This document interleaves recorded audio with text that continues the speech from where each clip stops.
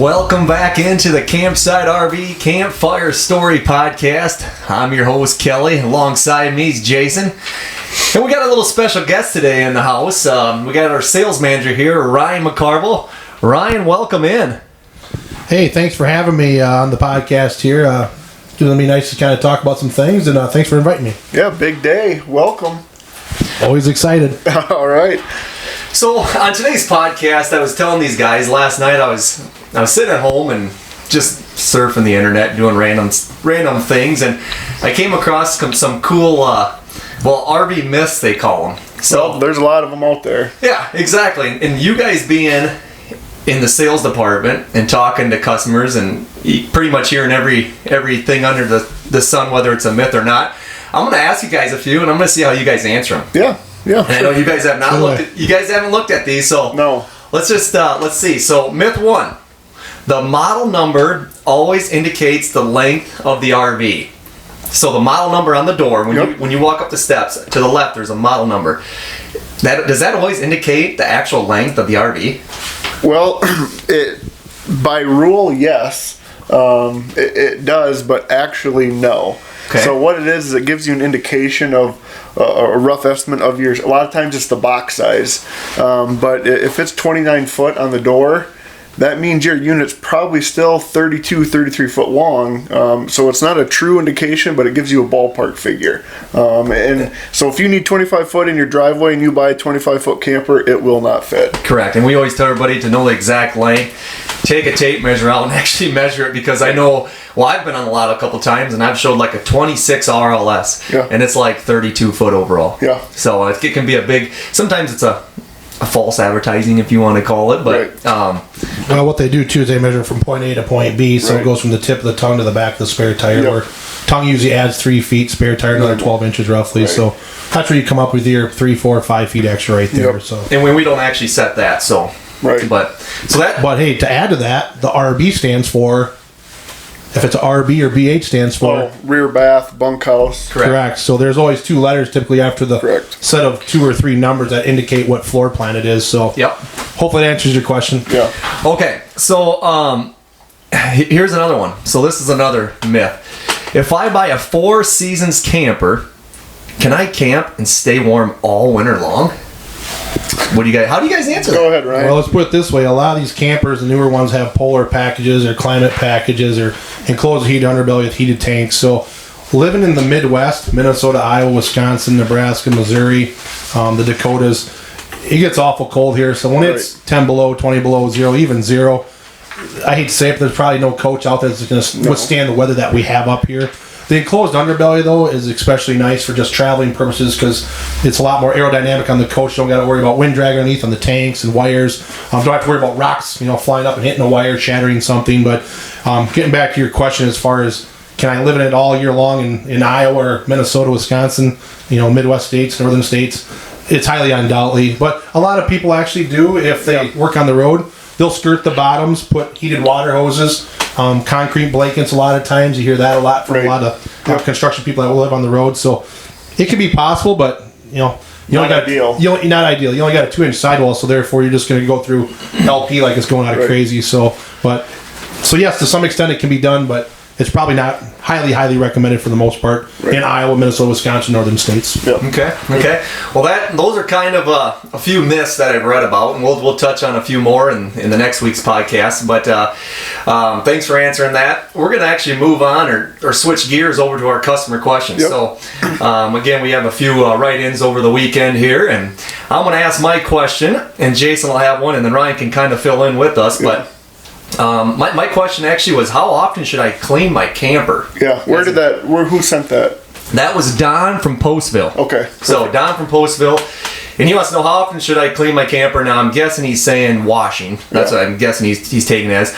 We always recommend twice a year, spring and fall. Along with that, you want to make sure that you wash the rubber roof and then treat it. Yeah. It's so important. It helps. I know the stuff, the RV wash and wax we sell, it has UV protectant in it. Yep. And then a liquid wash and wax. So, and all that can make a big difference, especially with the sun. So we recommend twice a year, and you should be good on that. Yeah. Good. So Hopefully that takes care of that. And then my question was from Michelle in La Crosse, Wisconsin, and hers was just kind of a more fun one. She just wanted to know what activities we do when we're camping. So there's the traditional beanbag game is always there. Beersby, which is fun. If you've never played that, you put the pole on the ground and put the beer bottle and try to hit it with a frisbee. Beware, I did. That is a fake tooth. Jason did lose a tooth. We were playing. That is a true story. True story. So caution with that one. And then one of our go-tos that I think everyone should do is lighted bocce ball. Everyone plays it during the day, but if you've never done it at night, they make the glow-in-the-dark bocce balls, and we have 20 people sometimes. We get multiple sets, and it is something that I think everyone should try at night, and it's different. It's not something that's standard that typically people play. So lighted bocce ball, I would say, would be a good one. But other than that, your standard RV games is what we do. Hey, how about Labor Day last weekend when we made our homemade dunk tank? Kyle made our homemade dunk tank, and the kids sat there for 2 or 3 hours and just got drenched by a 5-gallon bucket of water. Took some 2x4s and Friday, Saturday, Sunday, and all day Monday. And so we're creative with it. Like I said, we made an actual dunk tank and brought it to the campground. If we can find a picture, we should put it on this podcast. And we can. It was a homemade remedy, but it was something that was relatively cheap, but it was the most excitement our kids have had in quite some time. So there's a lot of great activities. It's kind of what you make of it, and you go have fun with your friends and family. I mean, that's what it's all about. Right. And that's kind of what I do. Otherwise, if you go to the Upper Iowa, there's always canoeing or kayaking or tubing. So, depending on where you're at, but there's a lot of fun, different things we do when we camp. Yeah. So that's a really good question. Really good question. Yeah, and speaking of canoeing, tubing, our campground spotlight is going to be that's going to be a good one. That's going to bring us into the campground spotlight of the day. This week, spotlight, actually, we're going to spotlight Pulpit Rock in Decorah, Iowa. Yep. And actually, Pulpit Rock, it has 56 back-in sites, 19 pull-through sites, and 37 tent sites.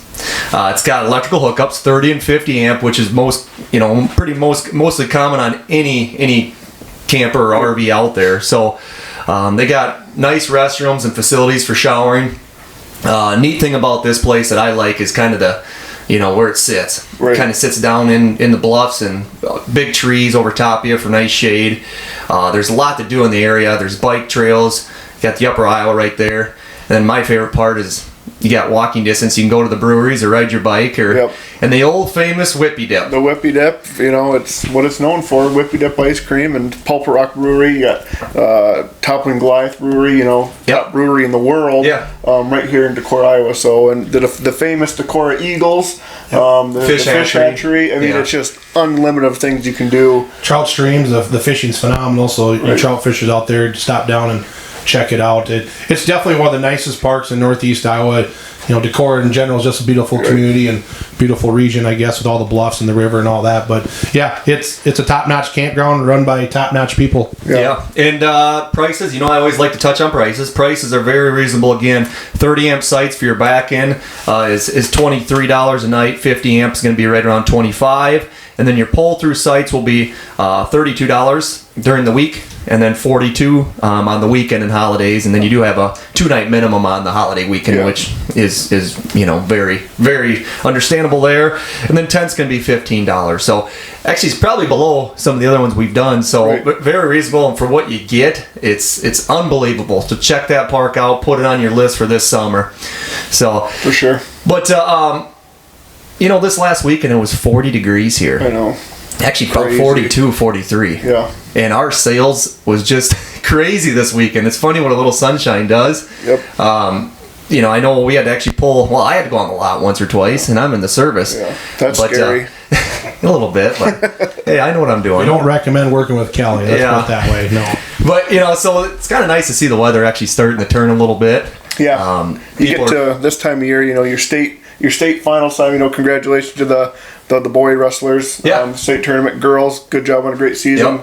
boys, good luck. Carter Foshik, state champ, two-time state champ. That's awesome. So good. That way to represent. And well, spring's definitely around the corner, though. It's definitely getting nice and warm, and everybody's starting to think spring and think camping. So it was a great weekend last weekend. We're excited for 2020, aren't we, Jace? Well, and with that, Ryan, I guess if you had to push one product right now, is there a unit you would highly recommend for people to look into our new line? Yeah, tell a little bit about the Grand Lodge or Wildwood. Well, we took on Wildwood products, of course. So Wildwood RV out of Elkhart, Indiana, and they make a wide array of single axle trailers, tandem axles, travel trailers. They make the Grand Lodge, and Deluxe, Wildwood Deluxe destination trailers. So the Grand Lodge will give you the lofts over the top, phenomenal floor plans. You get residential refrigerators, patio doors, high arc ceilings with faux beams, and upgraded movie theater seating. But yeah, the loft is cool because you can sleep another 3 to 4 kids up there. It's kind of a separate bedroom by itself, so it can be a mom and pop coach, it can be a family coach.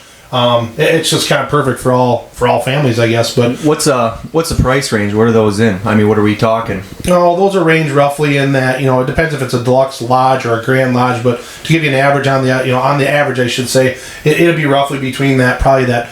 Anywhere from $38,000 to like $51,000, $52,000, $53,000. But the Grand Lodges are more on the $52,000, $53,000 end. But yeah, so they're kind of wide array. So I mean, you can get them in fiberglass or aluminum. Entry level to full time. Full time, exactly. So I mean, there's a wide array. But yeah, check out the Wildwood products. They're phenomenal. I mean, they're great looking. They're user friendly. They have all the top notch accessories in the industry today.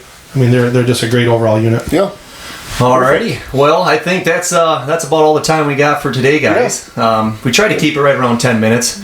Sometimes we go a little bit more. Yeah. Get talking and rambling. 10 minutes goes pretty quick. It does go pretty quick. We're going to call our quits for today on this episode, but we'll be right back with you next week. We want to say thanks to Ryan for joining us in on today's podcast. Thanks for having me on here. I appreciate it. Yeah, you bet. Thanks, Ryan, and we'll catch you next time. Thanks, guys. See ya. Take care.